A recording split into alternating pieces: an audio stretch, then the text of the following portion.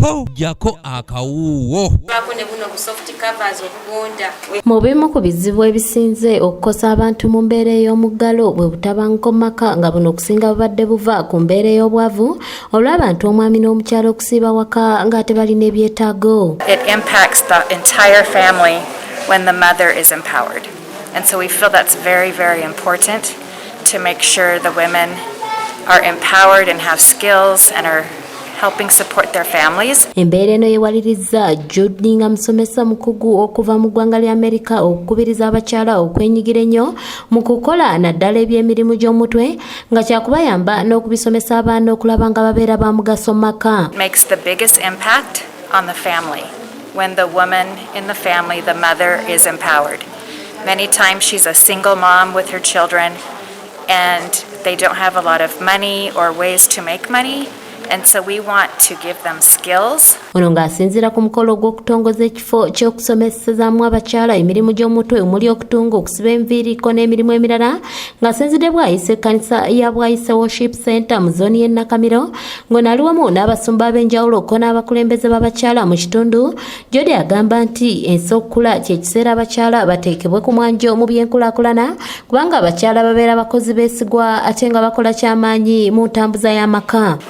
So that they can support their family, they can make some money, make sure their children are fed, make sure their children are going to school, have clothes. Nze kirungi nnyo omwami okukoma wawaka ng'omunnyo gwaweddewo naye notagumusaba. Kitegeeza obeera oleeta essanyu mu maka gammwe, obeera oleeta emirembe. Nagujja Joyce nga y'owabakyala mu kitundu kino agamba nti basanze obuzibu bungi mu byalo mu kiseera eky'omuggalo ng'obutabanguko mu maka bweyongedde nga n'amaka mangi gasasise olw'okubeera nga gabadde gayimirirawo ku mwami ate n'agobwa ne ku mulimu nga walemererwa okubeezaawo amaka badda mu ntalo. Bano obutasoma bajja kukosebwa ekintu kinene nnyo, tewaliwo kye babagamba omwana kyojja kumugamba nabo bakuze buli n'amaka gasasise.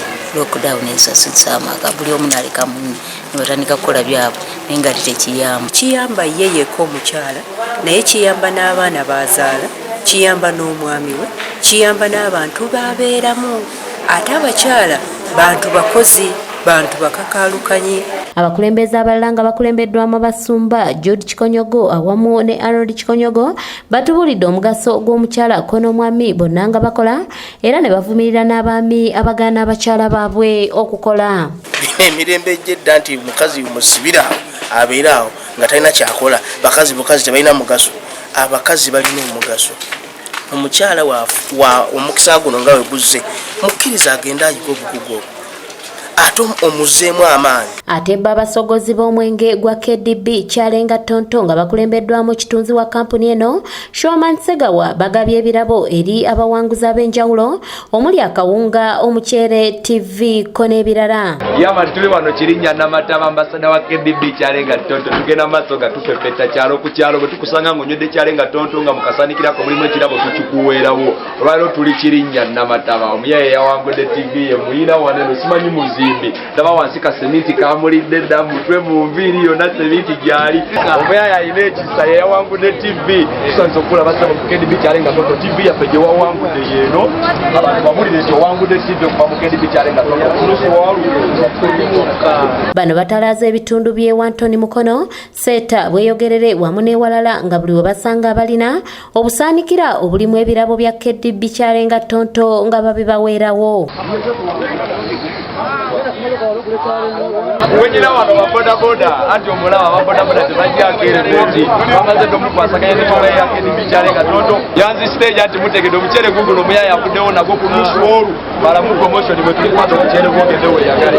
Enkofiira eno giwangudde naki KYARENGA okaza kyo kugiwanga tugezaako nakugula KYARENGA wakabawona bamuseveni kaagano alitape kufinyikano eno bantu al'omukyala amala okufumba leero bibadde binsazo. Abamu kubabuuseewo n'ebirabo okubadde TV wamu n'emmere balaze essanyu eri kampuni eno eya KDB KYARENGA. bali kwalaali nze tubandimbe nange ndabye nga bagaba TV nintandika Kyalenga okunywa nange navuddeko ku lwa Kyalenga ebeere mu maaso nabuze Kyalenga kasaanikira nga muli mu TV n'okola otya anta akasaanika nenkaleta wano ku dipo nokaleta ku dipo TV yo tugirese taata yiino abali ku TV babulire nti TV yo tugikwasiza nga buli omwala abasika waali bino bya ddala bannange TV yange baginkwasiza ng'onyanga owangula yatuufunirawo mazima tewali kuwakana nange nabadde simanyi mukanya gye nasangidde ka TV